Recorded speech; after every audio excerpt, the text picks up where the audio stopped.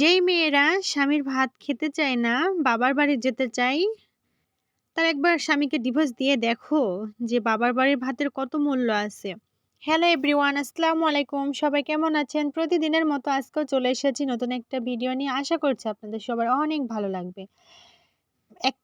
বিবাহিত একটা মেয়ের বাবার বাড়িতে আপনি তখনই মূল্য পাবেন যখন আপনি অতিথির মতো ২ দিন ৫ দিন সেখানে বেড়াতে যাবেন। কিন্তু আপনি যদি ডিভোর্স নিয়ে বাবার বাড়িতে থাকেন তাহলে আপনি বুঝতে পারবেন যে বাবার বাড়ির ভাতের কত মূল্য আছে। এটাই বাস্তব।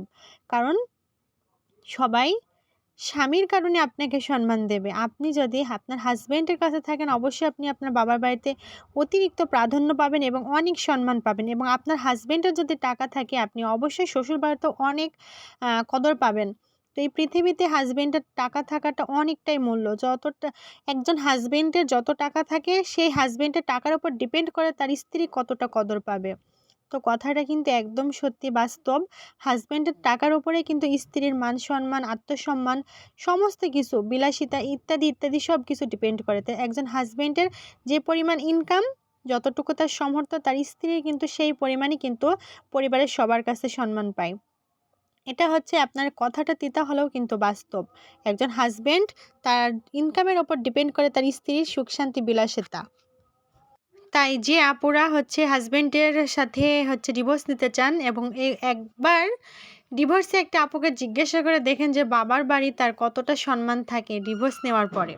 তো যাই হোক, আমরা সংসারে সব কিছু একটু মানায় নেওয়ার চেষ্টা করব, কারণ হাসব্যান্ড ওয়াইফ দুজনাকে একটু স্যাক্রিফাইস কম্প্রোমাইজ করে চলতে হবে। কারণ সারাটা জীবনের ব্যাপার, সারাটা জীবন একসাথে চললে একটু তো ঝামেলা হবেই, স্বাভাবিক। তো সেটাকে মানায় নিয়ে চলতে হবে।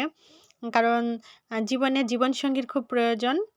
তো সে আপনার জীবনসঙ্গী, আপনি তার জীবনসঙ্গী, অবশ্যই একটু সব কিছু মানায় নিয়ে চলবেন। প্রত্যেকটা সংসারে এরকম টুকটাক হয়, আমার সংসারেও হয়। তাই মেনে নিতে হয় কিংবা মানায় নিতে হয়, এটাই বাস্তবতা। তো আপনাদের সাথে কথা বলতে বলতে আজকে রেসিপি আপনারা তো দেখতেই পাচ্ছেন, রুই মাছ দিয়ে কাঁচকলা দিয়ে আলু দিয়ে রান্না করব। তো মাছগুলো আমি খুব ভালো করে ভেজে নিয়েছি। তো মাছগুলো ভেজে নেওয়ার পরে মশলা দিয়ে অনেক সুন্দর করে কষাই নিয়ে আমি তো কাঁচকলা এবং আলু মশলার ভিতরে দিয়ে কিছুক্ষণ ভালো করে নাড়াচাড়া করে সামান্য একটু ঝোলের পানি দিয়ে কষাই আবারও ভালো করে নাড়াচাড়া করে যখনই আলু কলাটি একটু সিদ্ধ হয়ে যাবে তখনই ঝোলের পানিটা দিয়ে, যখনই ফুটে উঠবে তখনই মাছগুলো ঢেলে দিয়ে আবারও একটু ভালো করে নাড়াচাড়া করে বা আবারও কিছুক্ষণ নাড়াচাড়া করে আবারও আমি ঢেকে দিব। তো যাই হোক, আপু এবং ভাইয়ারা, কথাতে কেউ মনে কষ্ট নিবেন না, এটাই বাস্তব।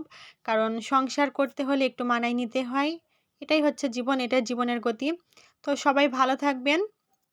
সবার পরিবারের জন্য অনেক অনেক দোয়া রইল, এবং আপনারা সবাই আমার পরিবারের জন্য দোয়া করবেন।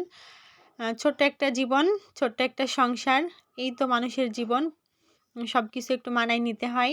কারণ সবার ভাগ্যে সব কিছু থাকে না। সব সময় নিজেকে সব পরিস্থিতিতে মানায় নিয়ে চলতে হয়। তো আমার ভিডিওটা আজকে কেমন লাগলো অবশ্যই জানাবেন। সবাই ভালো থাকবেন, সুস্থ থাকবেন, নিরাপদে থাকবেন। আজকের মতো আমি এখানেই বিদায় নেব। আল্লাহ হাফেজ। আসসালামু আলাইকুম। সবাইকে অসংখ্য ধন্যবাদ আমার ভিডিওটা দেখার জন্য।